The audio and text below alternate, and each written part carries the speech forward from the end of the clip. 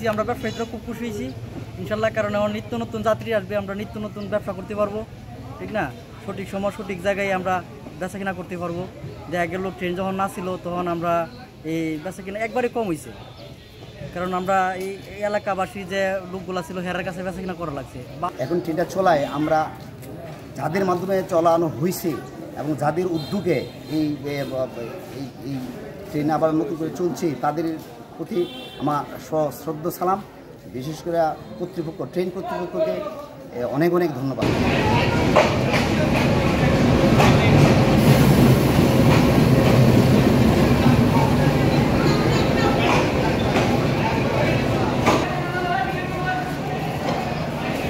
পাঁচই আগস্টের পর স্বাধীন হয়েছে নতুন করে, এদের পরে এত লম্বা একটা গ্যাপ থাকবে, যারা ট্রেন আসবে না, এটা আমি খুবই মর্মাহত ছিলাম।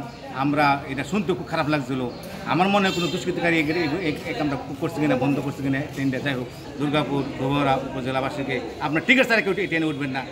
এবং এই ট্রেনের আরও শুনতে পাচ্ছি যে ট্রেনের টিকিট যেহেতু করে না, ট্রেনের টিকিট থাকবে কোথায়, গার্ড কোথায় থাকবে, ইঞ্জিন থাকে না, আপনার কী কয় এই গার্ড থাকে না, পরিচালক থাকে না। আমরা করব এই আপনারা টিকিট করবেন, টিকিটে চলাফেরা করবেন। এটা আমাদের একটা দুর্ভোগ। যাই হোক, আমরা অত্যন্ত খুশি যে যাদের উদ্যোগে, যাদের প্রচেষ্টায় আজকে ট্রেনটা চলছে তাদেরকে ধন্যবাদ জানাই।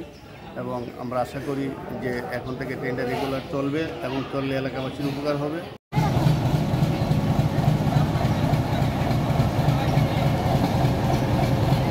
আগে ট্রেন চালু হয়েছে, আমরা বাদ বেগরে বিরাট কষ্ট করছি। আগে ট্রেন চলছে না, 1 মাস ধরে ট্রেন বন্ধ।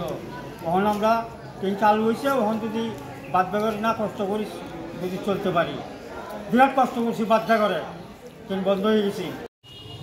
গতকালকেও আমি কথা বলছি, কথা বলার পরে আজকে গাড়ি আসছে।